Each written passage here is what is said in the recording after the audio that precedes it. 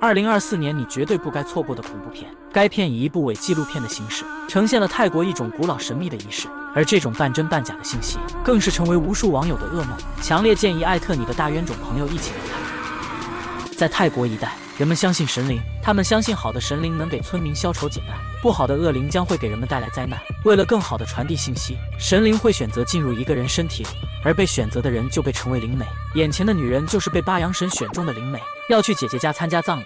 姐姐家里近年来总是不安宁，姐夫去世后，侄子不久也离开了人世，如今只剩下姐姐和侄女小敏相依为命。就在这时，一向乖巧的小敏像是换了一个人，变得暴躁无比，几个人合力才将她制止。第二天父亲的葬礼上，灵媒一眼就看出了小敏的不对劲，只见小敏正对着门不停地抽搐。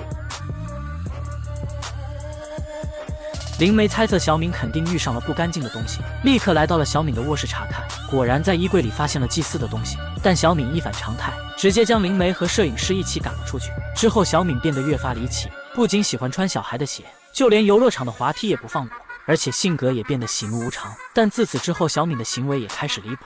一向淑女的小敏，竟然在公共场合翘起二郎腿，用手不停地磨牙，直到牙齿上渗出鲜血。更让人意想不到的是，小敏竟然在公司和男人发生关系，第二天被老板炒了鱿鱼，但这些她自己却浑然不知。这时舅舅告诉小敏妈妈，小敏的状态很像历代灵媒被选中的征兆，但妈妈认为女儿受到过高等教育，不想让她一辈子在这当灵媒。而这些诡异的事击垮了小敏对科学的信仰，于是在厕所割腕自杀。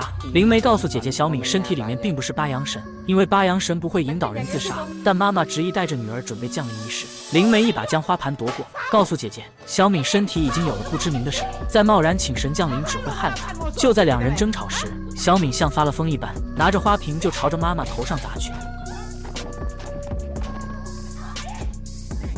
而之后就消失得无影无踪，灵媒怎么都追不上。村民们将村子翻了个遍都没找到，无奈的灵媒只好做法祈求八阳神帮助。灵媒敲碎了一颗鸡蛋，一股黑水流了出来，灵媒也得到指示，一路驱车来到了一个荒废的大楼，在大楼里找到了小敏。幸运的是，小敏并没有生命危险。第二天，灵媒去找八阳神还愿，却发现八阳神的雕塑身首异处，这让灵媒的信仰直接崩塌。他找到了小敏，并质问她是谁，可小敏不停地狂笑，之后更是直接当众撕开衣服，强迫法师开启狂暴模式。眼看侄女被色鬼附身，灵媒按住小敏的头，不停地念着咒语，手指流出一股黑水，小敏也变得十分痛苦。刹那间被子碎了一地，紧接着吐了一地墨汁。为了更好的拍摄，摄影组将小敏家里角落都安装了摄像头。被附体的小敏变得更加恐怖，不仅将家里翻得一片狼藉，还在啃食冰箱里的生肉。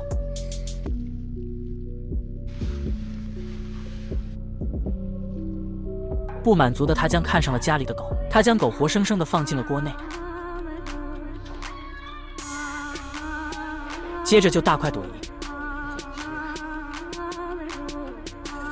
甚至爬到妈妈的床上和妈妈深情对视。第二天，摄影组将录像放给了妈妈观看，妈妈看的也是心头一紧。为了不想成为女儿的夜宵，几人带着小敏来到了当地最厉害的巫师家里，而巫师一眼就看出了小敏的问题。原来小敏祖上杀了很多人，从而受到了诅咒，让他们家里断子绝孙。要想摆脱诅咒，必须做法，而小敏又能否躲过这场灾难呢？这是我看过的最恐怖的电影，厉鬼直接杀疯了，就连摄影师都没放过。巫师准备了一场盛大的驱魔仪式，势必要将小敏身上的恶魔去除。他先找到小敏最先晕倒的那间大楼，再将周围放上小敏平时穿的衣服。母亲害怕女儿承受不住，于是代替她接受了仪式。巫师大声念起了大罗法咒班诺巴玛空，周围刮起了阵阵阴风，而小敏妈妈也开始七窍流血。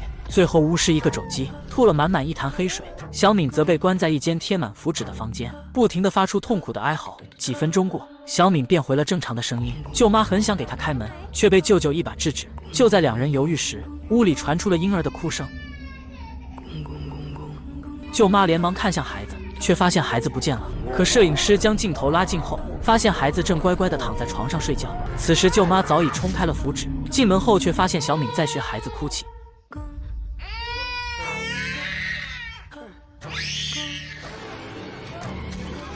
此时的小敏已经到了不可控制的地步，就连摄影师都不打算放过，但还好摄影师熟练地躲进了衣柜。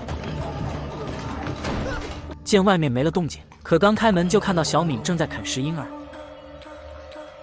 摄影师连忙逃跑，但这并没什么卵用。美丽的小敏再次找到了摄影师。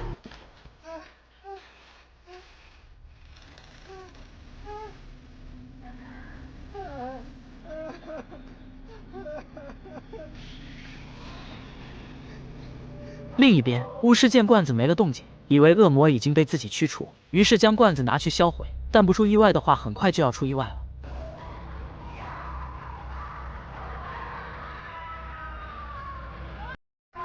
等摄影师出来后，发现小敏妈妈声称自己看到了八阳神，她让众人将破碎的坛子集中，再接过众人手中的香火，然后一把反插到土里。这时大家才反应过来，她也被恶魔附身了。但此刻为时已晚，一名教徒突然对着墙练起了铁头功，而刚刚上香的人全都变得癫狂，有人做着高难度的瑜伽，有人口吐白沫吹起了泡泡。这时舅舅发现了一个盲点，于是抱着摄影师就开始用餐。自此，摄影师再也不是僵尸界最安全的。由于后面的剧情过于恐怖，不好过度解说，感兴趣的小伙伴可以去看原片。